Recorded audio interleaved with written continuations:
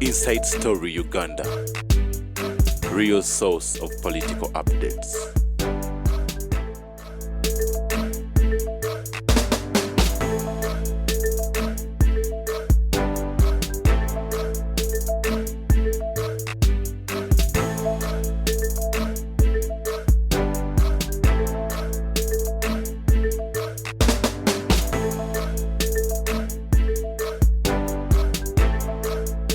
Ani yabagamba hey timirundi mumusobola hey musobola bali abo mukyalo hey abambale empale z'emivumba nalaba baganda baganti nalikira byazinira pale tatuli yakawumba tutunga kajjayo tepu yako erife ekintu ekyo kyakigiriza nnyo tu record myself oli ekituufu olwokubanga byogera bino bina ku record azina bali I always record myself yeah true kakati mbagamba nti mu mawanga gaffe ekizibu kye tulinamu ti the easiest way of getting your money is politics. That's why twalina mu mawuli omusajja nga bamuyitira Ndakiri Amooti kireteredde Ndakiri Amooti yali gundi yali environmentalist nawangula ebirabo bingi ne Queen n'amuwa ebirabo. Since Ndakiri Amooti died, we don't have an environmental journalist. When you read through our newspapers, ujja kwesanga bawandika nnyo ku soccer athletics ebirala tebabimanyi ttaamu zaabyo. Yes. Kakati olw'okuba research twamunigirekitinga nti neewunya bimakira okugamba nti political science oba bamugjawo ndaba wa history. But political science is a science. And political science is more important than natural scientists. The natural scientists depend on fixed variables. Tewali agula mpewo nti ejja kugenda ogiraba ku weather forecast. But a political scientist deals with humans. A human being is not irrational. You cannot predict a human being what is likely to do. Yeah. Kakati olw'okuba tetulina ba researchers. Systems zaffe tezikola. Okay. Nti kakati tugeze. I've been talking about the organic case. Newspaper tezikyogerako. Association y'abasawo teyogera. But what are they going to do? Because we are given 4 additional days, they are going on the 18th. Kakati neeri nayo case munagigana. If you deny responsibility of a pregnancy, does it stop it from growing? Nedda. Kakati media nfu. That's why people resort to Rumbuye in nfu. This is a dead media. Nimze tamale okwongera ku nsonga eyo. Bikana kutwogera ku issue eno. Naye ngolunsi mbera nengamba nimze tamale byangamba waneno. But I took time nemba ko musago sigena kwatuukiriza. Era naye ali mulagaawo. Nanga mze tamale byogera. 63 surgeons are going to go. Abantu I was watching their meeting 2 days ago and we are saying many of our people are in hiding. A doctor in Kawolo is in hiding. A doctor in Rugazi is in hiding. A female doctor in Kitovu is in hiding. 2 doctors of Mulago are in hiding. Omusajja ababozeza, for how long will you hide? Will you hide? Can you solve this matter by hiding? And once you hide, kuba abakeremu baba wadde tikiti kinana mutano zitabulika ne tikiti zafulumye someone is delaying ne babongera for additional days. They were supposed to leave here on the 14th. On the 14th, which was yesterday. Yes. And if they don't attend, they should cancel receipt and defer the receipt to the international police, and they will be hunted down like a goon. Criminals, international criminals. Naye nabagamba ekintu kimu kyekyankubya mu State House. Baategeera nti amunia the president eyo trade yatandika 26. I documented 2006. My daughter was killed in gundi ly'abakristaayo lino gundi bagiyita oli omusawo munoonya dokita munoonya yabba omulongo omu ate nje mutta. Yes. Kakati omukazi wange ne bamutajetinga ngenda okuba essimu nga yeerugazi ngenda okuginoonya nga essimu eryemu nenkuba omupakisitaani ne mugoba wano. Omupakisitaani yali mu kkomera. Abachina babiri bali mu kkomera be nagoba wano. Evidence on video. nabagaye nze ndi musajja mukulu siyinza kudya abaana bange nembalekera famire ezo eziri hostile. Pay me nava mu politics mwangu. You compensate me. Twakana oli ogamba bagenda kusente bakiza bagenda kuwa tebana kuwa. Waliwo abadde awalaze mpaka samulabye nga awaayo ekyapa.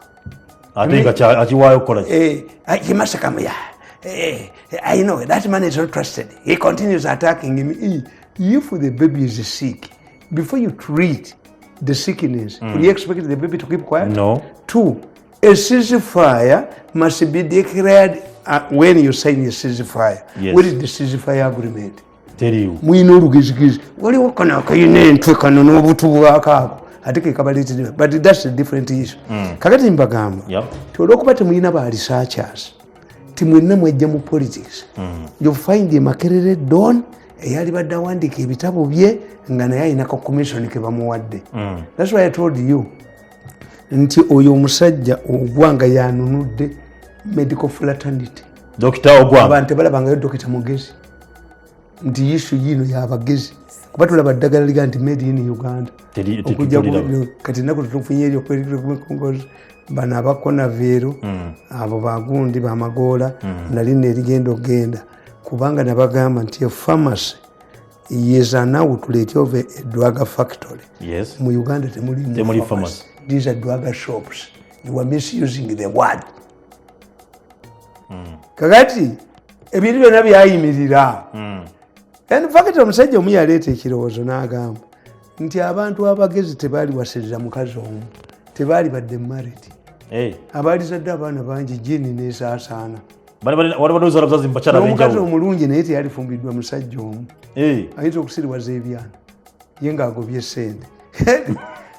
Baagenda ne babuuza naye kamala okukola newspaper review. Kakati let me tell you this story.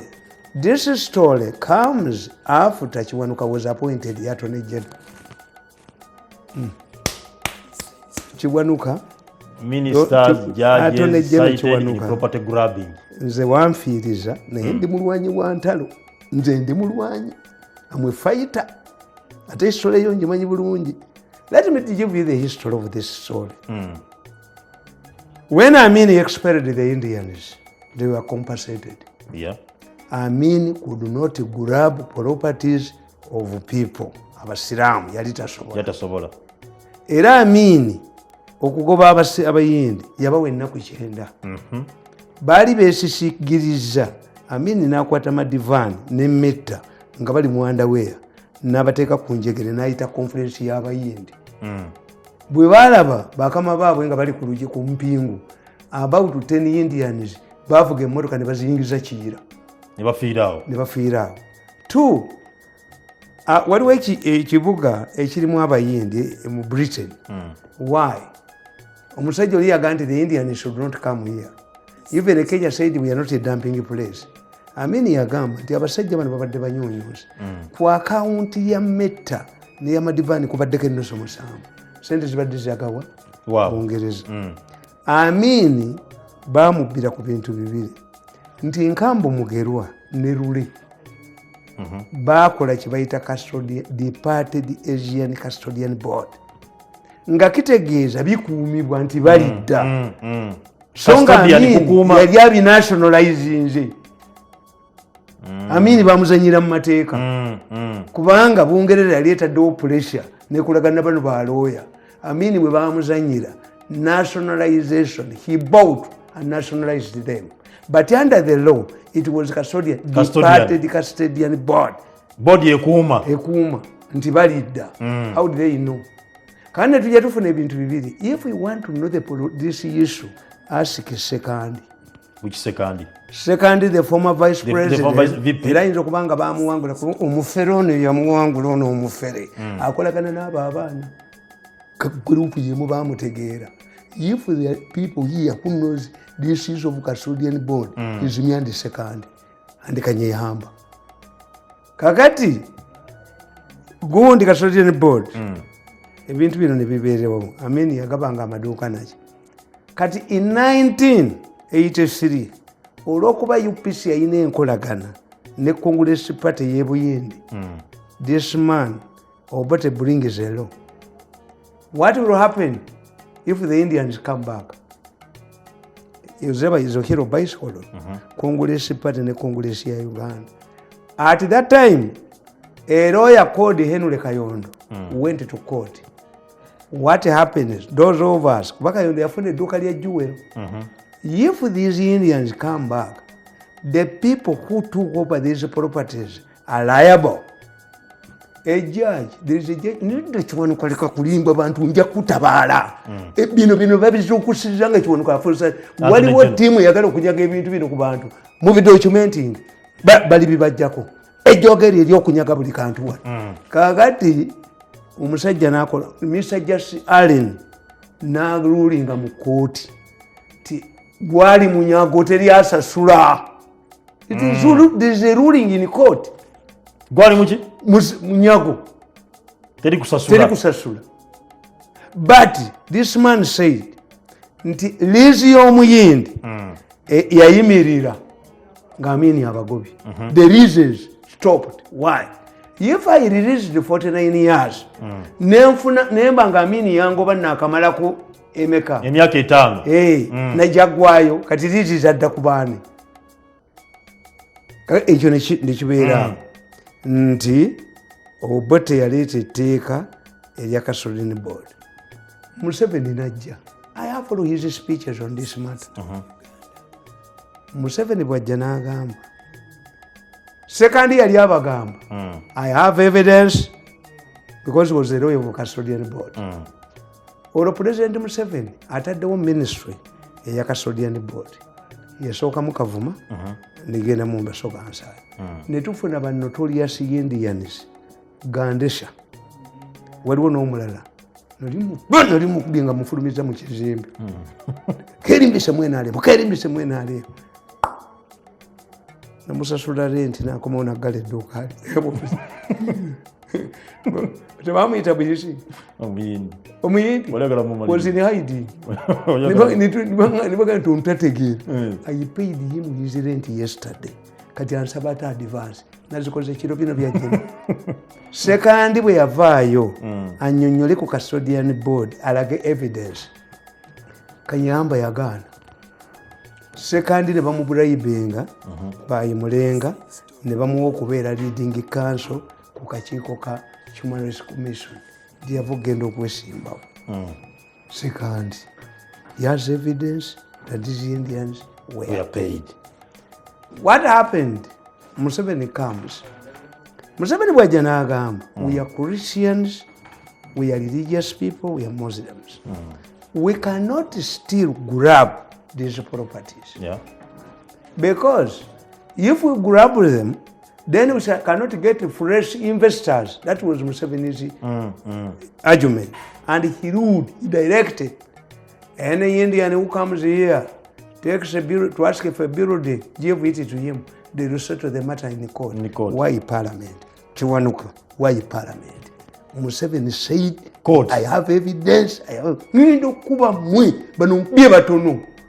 Umenye obwongo bwange bubati bwina lutalo lulwana. Tibutegi obwongo bwange bubati bwina lutalo. Mbutakisinga. What ina lutalo obulanga toina mirembe. Mbasi ina mirembe. I challenge my brain by engaging in battles, political battles. What? Information. It was later discovered, let me tell you. Most of the Indians, expelled, did not return to Uganda. Why? They are successful businessmen where they went. Okay. Two, because the expulsion of Indians did not come to Uganda alone. Majambere asked him, Majambere yasiba mipiira ku petrol station e Kigali. Na advocating nnyo ogoba abayindi e Kigali. Okufuna attention n'okufuuka kabya gundi mukwano kwa Kabyarimana. In India, the Indians, we have what we call a bogey. Urutwe. The moment you live a better life than the natives, you are hated. In West Africa, the Lebanese. In East Africa, the Indians. In 1983, when soldiers tried to topple Moi, the people in Kenya, younger men, targeted the Indian women and raped them. Yes. Why? We have an Indian bogey. So these Indians never came back. Bwe bagenda baseetolingayo. Kakati tuyina ruling ya Museveni egamba ki? Whoever comes to Uganda and claims a building, give it to him. If when you come and the real owner, because these are parading, those who came parading, power of attorney documents. Kati mzee Tamale, bana bakleming sazo nokumandi bakleming. Bagala kubibba. Bagala bazukulu babali. Kiwanuka ino group ye. Naye munatwala buli kamu. Mumuloza mugenda kutwala buli kamu. There's a strategy. Okuba abantu okutwala properties z'abantu buli wamu wonna. Nti byonna babibajjeko. Let me tell you Kimitira Kiwanuka. Attorney General. The government put up a committee. Salim Saleh was a member of this committee. I have the list. Omanye nange nafunamu. Muchi. Hey, pokwate kucyange balabe. Hey, nawe inako. Wagendanga bugenzi wa Male. Era okumanya abasajja abo babbi. Male bamutwala kwembasa omulwadde alinga mulwadde wa kansa. Yali secretary. Nalabye omukazi bannange mmwe bakiwanuka kamba buulire. Allah atulamula mu Uganda. Bukiri. Bwe bagenda okusaba Papa ajje wano nga President anajja, Papa yagamba Kardinali Nsumbuga, I don't need to come to Uganda because every time I see St. Peter's walking on the streets of Kampala, in zanyirwako bakiwanukaawo. I'm teasing you. Mulimu ebintu Miracle Uganda zerina. Is it walala? Ginger, the president used to labor, and he said, you people, you are afraid about the return of Indians. It's only one Indian who controls the whole of Ginger. Ginger wa muyindi omu. Bwati yeka. Ne mwana wange, bakiwanuka bano mbasasira. They don't live with the population. The other day, 2 days ago, a woman rang my telephone number. I said, I'm Madame Rwabishumba. Are you Rwabishumba, the former RDC? Rwabishumba, by the time was in the Ginger's RDC, acquired a number of buildings. She came to me running in tears. They are grabbing even the remaining building and he mentioned the names of that group. Rwabishumba was even told that they took you to court, you forego this building. Rwabishumba, if you go to Ginger and you ask the people about Rwabishumba, how powerful was Rwabishumba, the Kiwanukas must take care. Nze yakyusa certificate of title yange ne muleka. But kitabe bampe ekitabo kya jjajja mbawandikira history ya jjajjabwe ne njiwandiika naye ssebe enkuba gye yankubamu naye nze sikubwa nze tosobola kuba n'ofuna mirembe mu nsi ekyo tekiriiyo we shall settle it out sometime one day kakati mbabuulira they went to parliament ne bateekawo akakiiko if you want to steal property you make it political. If we have the Museveni ruling that whoever comes to claim a building, surrender it to him, the matter shall be settled in the court. Why do you go to parliament? Kiwanuka and your friends. Why do you go to parliament? Kasozi committee. No, I do not surrender mine.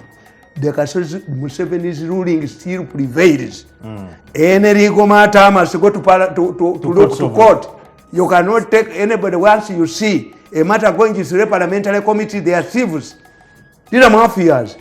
Why do you fear to go to court? Why do you fear to go to court? Why do you fear to go to court? Why do you use shortcut? Yes. What happened to the Saleh Commission? Saleh was a member of the commission. I have a list. Nkugai nange nafunamu mukikwatako ekyangu obujozi bwamu okubba buli wamu abatakumachi mwabatakuta babatumachi nti mukujja grabbing ebibuga bonna I was watching somebody talking nenga nayo namanye Uganda Do they own Kampala or they walk through it? Okay, sir. Naye mwe musoso gy'owuninga. Mwe musoso ku ky'owuninga. Banja bagiowuniza na baje. Mwe musoso ky'owuninga. Kampala yange. Nti Abaganda bayitamu buyisi. Do they own Kampala? Who owns Kampala? Okay. Katubakubireko mu ngano. You see, for me, I laugh. Yeah. I laugh because I've got a lot of time these days. I speak my mind without fear. Kuba kati n'emyaka gye ntuuseemu bampa ne bbeeyiru. Emyaka gyange gya bukulu. Ate mu Busiraamu bw'otuuka emyaka gyange oba muddu wa Allah. Akuyita ekiseera kyonna. Si myaka nkaaga. Bwe kiri. Akuyita ekiseera kyonna. Ate nakusoma mu katabo kange ak'exercise book nga ndi mu P4 ne mpandiika mu peegi wakati tinsaba Katonda mbeerewo mu mwaka gw'2020 ng'ensi eggwaawo. Kati yanvaamu n'egundi. You see, when you become an old man, you don't fear. Yeah. Ebitiibwa byonna mbimaze. Obirabye byonna.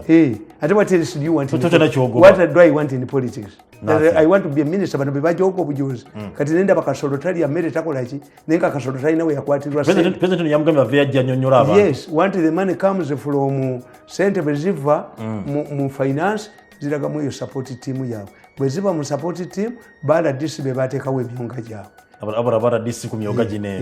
Bara disi ku myoga gine. Kati obwa minister njagala bwaki obwo okundetera alusa. Bali banyini nsabali ya sente be ku 10. Bote balabikako. Kati kasolo yali ku bunkenka abaana be eri baana ba mubya ba. President yamuyise minister kasolo president yamuyise ave annyonnyole eggwanga ensonga z'emyoga. Tugende ku story endala gye. Nze ebyo nedda Katonda yampa we nakoma nzikiriza Katonda yampa nnyo from Kalagala to the longest spokesperson of the president. Ekyo njikiriza n'empisa mu ngalo nagenda alhamdulillah kubanga mu gavumenti ya Museveni osobola okuvamu nga byandala ng'oli mwavu. Osobola okuzunga mu makomera sente zonna n'otunda n'ebyo baluya ne bazitwala. Kakati ffe bw'ovaamu obulungi ne mu Baganda epate bagikolera ava ku lutalo saagenda.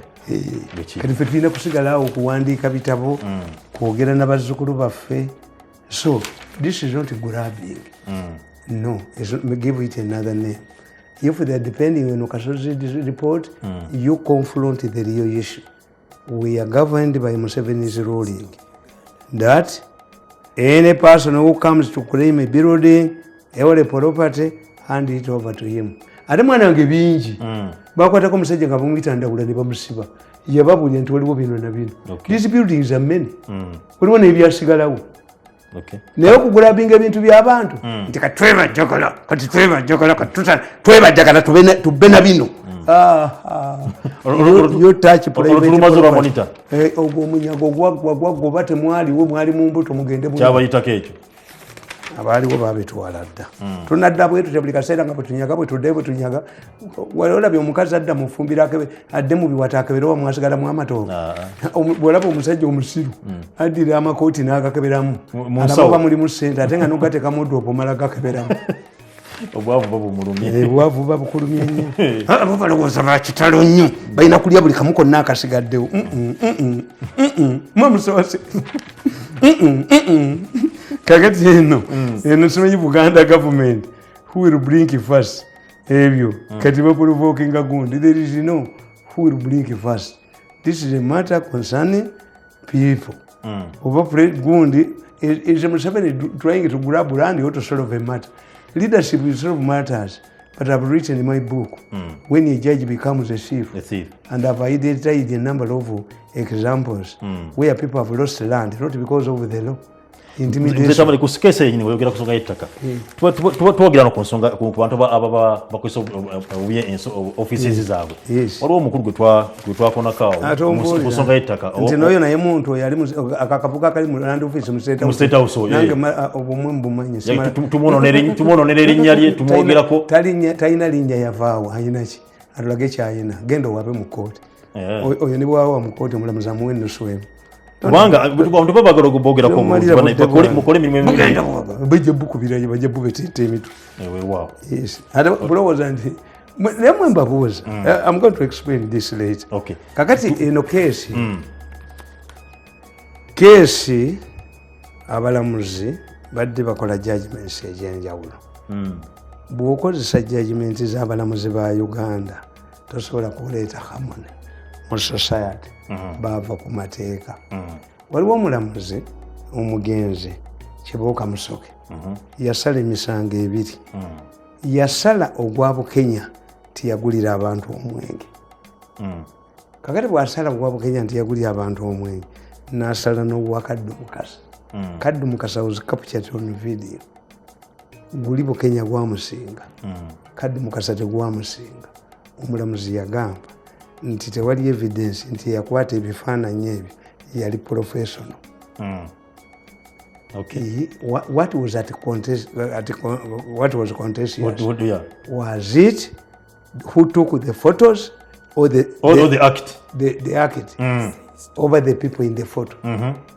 Two, if you are caught bribing voters, toddamu kwesimbawo. Bwekiri. Kati besimbawo. Besiyisha. Kati omulamuzi Stephen Kavuma ye yarulinga. You cannot accuse me of not having a proper document. You bring the owner. What if I killed him? Iwe ndiko si bibyo. Eta nyini wawe. Anti Kavuma ibo agamba. Kavuma yakola ruling. Eyinza okuyamba Segirinya. You bring its owner. Byomugamba nti yasibya Segirinya. Mutena nyini ruling. Okay. Is a ruling. Yes. Kakati bazanyiramu. Koti zaabwe bazanyiramu. Gundi abantu abakola amateeka. Parliament makes laws. Yeah. And the judges through their judgments they create precedent. Kati koti za Uganda bwozitunuulira precedent ekubulamu. Yes. Nti waliwo oyo mukwano gwange Muwanga yagenda okwesimbawo bamusaba obukadde 3. Okay. Abamu babagamba nti mpa emyaka 2. Abamu bajulira apo tukundi ebbanga liriggwayo. Kakati bino bano balina okweraliikirira. But a mature judiciary ekola ebintu bibiri. High court judges balina ebintu bibiri. One, emisango gya high court judges bakola nnyo ku logic. Not guided by the law. Okay. And harmony in society. Waliwo does it pay ekibiina ky'NRM nga kirina ababaka 300 mwaka nga opposition balina 6 oba 10. When you remove this person oba oyamba society ate oba ogiyambirawo kubanga already these people are comfortable. Yes. They have their two sides. They have the numbers. Era mtona kiyagala mu parliament okiyisaawo esobola okukiyisaawo okusinza ku numbers zibalina. But this requires a mature judiciary. Nti omusajja we Kenya yatunulira n'agamba Uhuru ne Ruto bawangudde but the country is polarized. Waliwo ebitundu ebitali mu government. N'agamba how do I force these people to form a government of a national unity? N'agamba mukaddemu ate munnakwaga nga ye kyayagala nti akulyetinze impossibility these people to sit together bakanye bakole government kuba bali there for interpretation. Yes. Fortunately for them Uhuru yalina sente ne bakaddamu. But following that judgment, do you see what is happening in Kenya? Because the judges are own citizens. The judge in Kenya has forced these politicians to find a solution to tribal gun. Tribal differences. One, it dawned on Uhuru that Raila is a tribal cause. Of the two, Uhuru and Ruto, Raila and Ruto, who can help you to rule comfortably. This is how, following this man's judgment, you had the handshake. Okay. A judge, that judge, he was a Kenyan. He knew what was good for Kenya. Kati waffe wanene sasa tuli bano abaka mwanzo kuingira parliament. In Malawi. Ina kyetaaga ekinole. It is nowhere it is written. But I'm telling you that a mature judiciary can only alternate for the opposition. This is why that even at a mature level, between some political science, when the judiciary sees that The government has blocked all of avenues of introducing democratic governance. The judges can make alternate for the opposition because to create harmony. Tikankubulire waliwo omusango gwa Kyesimira. Kyesimira bamukwatanga nti muyekera. Obote n'aleeta gundi n'aleeta relative we Mr. Justice Oda agwozese babalamuzi baali babata. Kyesimira Mulenga yali lawyer we. Mulenga made the longest submission at that time in Uganda's history, 14 days. Babuuza abawala abo bamutire, samali bamutire n'akalala. At what time did you see Kyesimira in the bush? Zaali ssaawa nga 10 awo, between 9 ne 10. Oda n'abuuza nti ezo si ssaawa za paalamenti, omulamuzi tizaali za paalamenti. Waliwo obujulizi bwonna nti yali mu paalamenti. Oda oba tegwaleese naye Oda ategedde nti ki is a future. Omanye Oda oyo Mulenga naga nti baleete ekitabo kya paalamenti, naga nti erinnya limu eriri. Did they call a witness to confirm whether Kyesimira participated in the parliament or he signed and left? The judge did not pursue this matter further. Ne bamubuuza buwala obwo.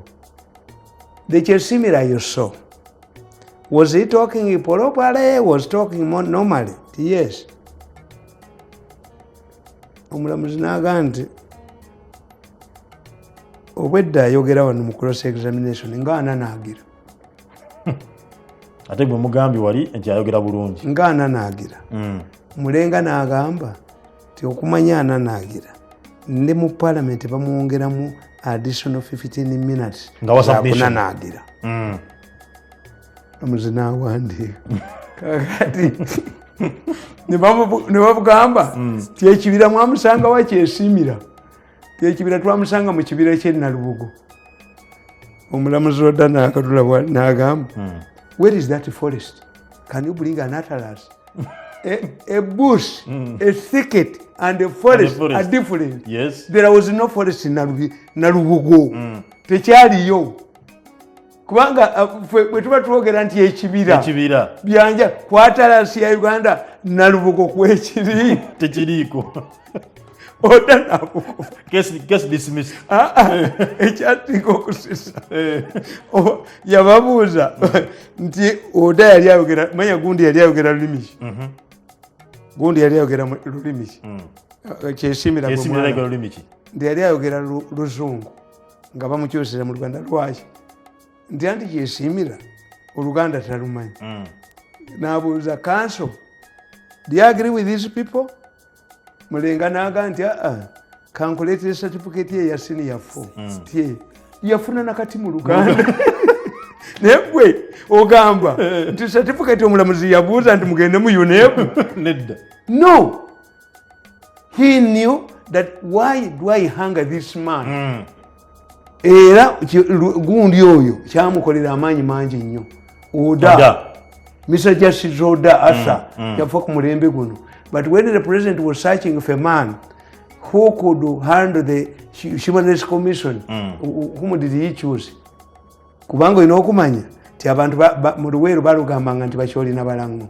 But this man was from northern Uganda to handle the Human Rights Commission.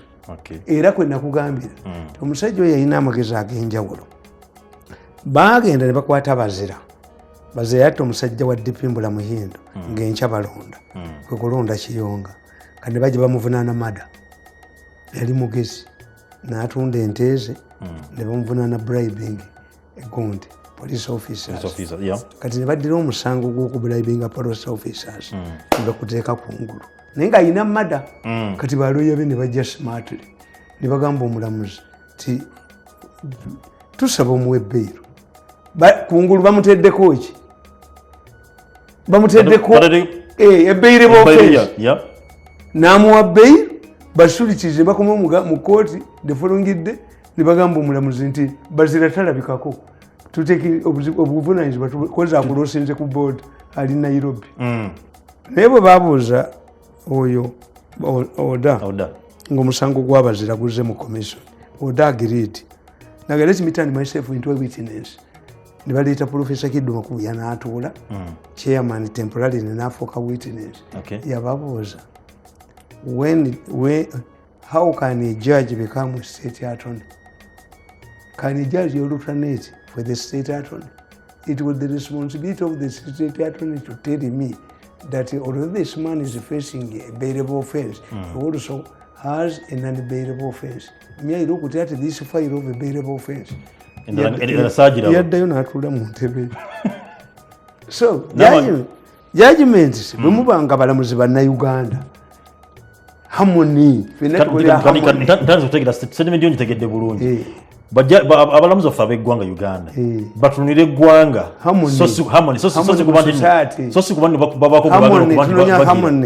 nti bwe baba banoonya harmony mu society n'emisango gy'ettaka naki nti omulamuzi yali badde agamba temudestroyinga bintu until all the cases have been exhausted. Kati waliwo omusajja yagenze ne mu Supreme Court ne bamuvamba ave ku ttaka ly'abantu ayongedde kuzimba mayumba.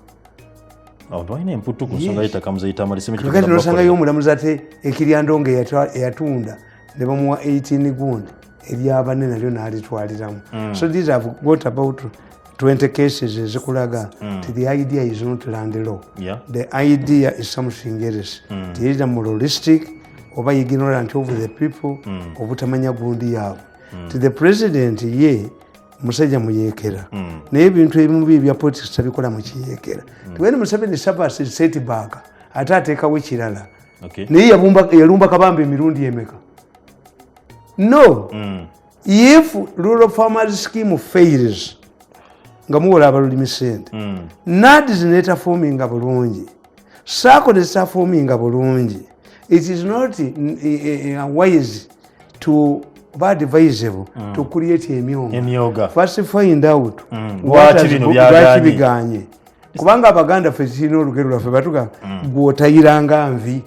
Abaganda baga nti envi is sickness, but why don't they kill somebody? They don't concentrate on one person before killing this man ngazize ku mulala. Abaganda kibayita okutayira, rotating to different people. If the envies we are concentrating on one person, they would kill you. But you have a mistake. No, a setback is good. Even if, why don't we look at the system? Nti Africans are capitalistic by nature. That is it. Buli omwe ayagala kukola kake. Nti UBC, Uganda Political Service, amini yegiteeka mu egulwa ne mu Latin America nawa. If you see the way they manage UBC, is it the way these individuals are managing their TV stations? No. I told you, teachers who get salaries, even in holidays, abasomesa basinga obwingi mu private schools, bayina good appointment letters. They cannot join unions, they cannot sue. I doubt whether they do even have a private schools union. Because these people cannot allow the teachers. No. Why do they teach properly? Bano bemutiitibya ne mubawa buli kimu. Lwaki bo tebasomesa? Mine is mine, ours is ours. Nabagamba ate Abaganda balina erinnya mujje mulibuuze nti kyabangi. Mubuuze erinnya ekyabangi. Erinnya nali ndiwulidde ku kyabangi. Ekitegeeza ki? Simanyi. Ekyabangi mugende mukibuuze. Kitusomese. Ati kugambye something that is shared by many people. Tewaba wa taking a responsibility. Buli omu. Tewaba wa taking a responsibility. Yes. Obuyogedde ku nsonga z'ettaka wano. Yes. Njo nabadde ndabako ku station imwe nabako mukulu Byaruhanga Patrick owa NSSF. N'agamba nti bade boogera ku nsonga y'etteeka president yazemu kuba nti baagala abantu bafune kasente. N'agamba NSSF sente ziyinza okuba nga tezibeerawo buli kaseera awo. That's what I explained. Yes, naye nalaga nti era nabo balina investment ze bakola NSSF. Yes, and babakkiriza to invest. Era nalaga nti and don't think that when they invest they always make a profit. Nabo bakola losses. Yes, they make losses. Nga business nazo nabizibeera. Ne kyembali njagalamu yagambye nti balina project bagenda okukola ku ttaka ly'erubo waabwe bagenda zimbako amayumba.